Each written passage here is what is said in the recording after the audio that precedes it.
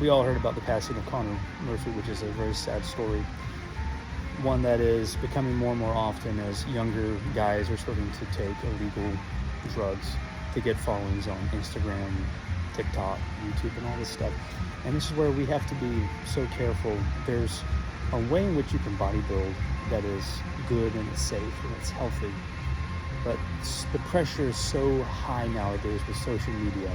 And you don't want to demonize it, but there is a lot out there with social media of guys just putting on a ton of muscle in a very quick amount of time. And it's doing tremendous damage to their body.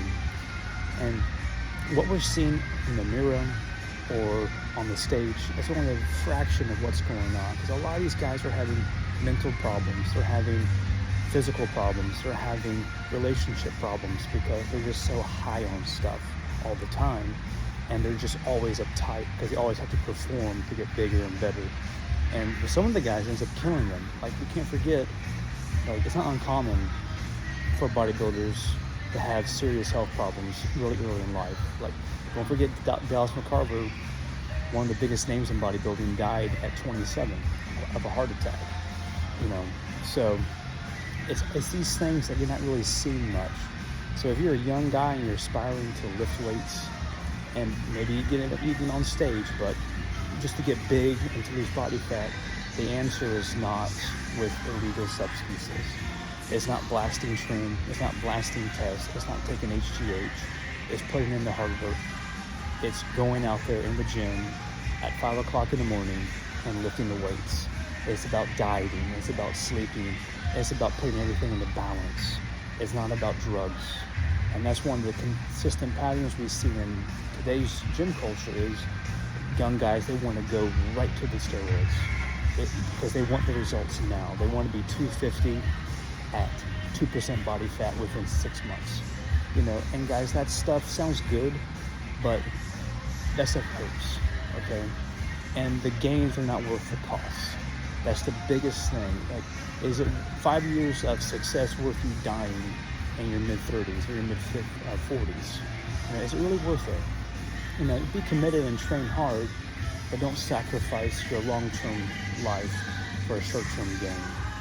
So if you're an aspiring young guy, you want to get big, you want to get jacked, you want to get strong, there's a way to do it.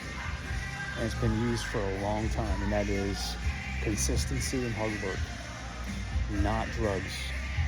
There's plenty of stuff out there naturally that you can take. Creatine is one of the best supplements out there for you to take to build muscle mass, to build strength.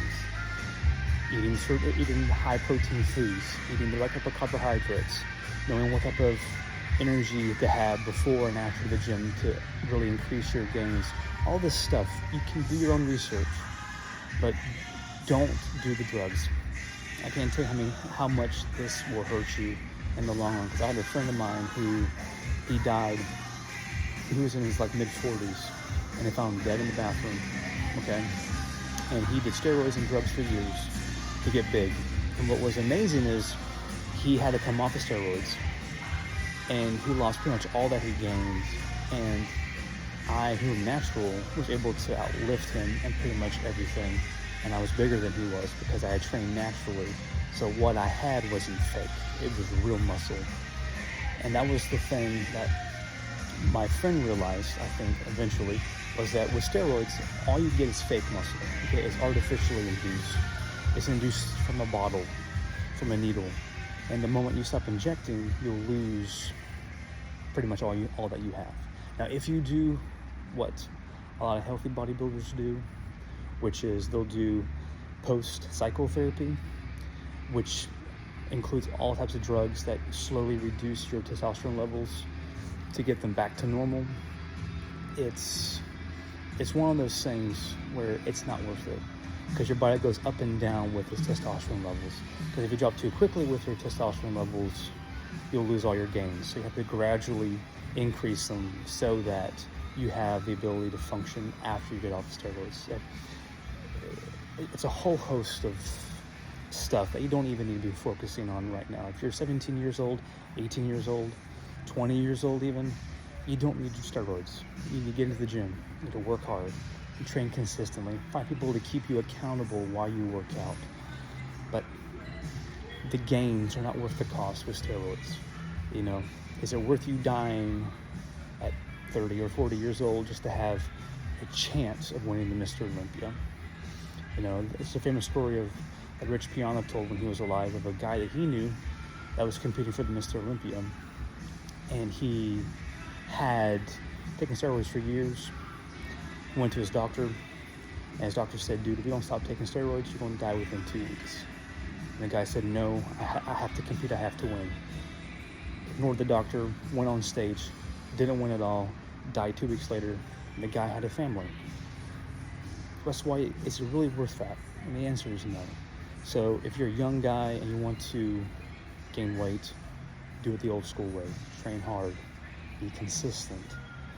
Don't do dumb stuff, okay? Because once you start taking steroids, you're gonna get so uptight that you will have to start taking recreational drugs to help you calm down. And that's a whole host of problems. So guys, don't do it. In the end, it's not worth it. Stay consistent, get in the gym, work your butt off, and do it day after day.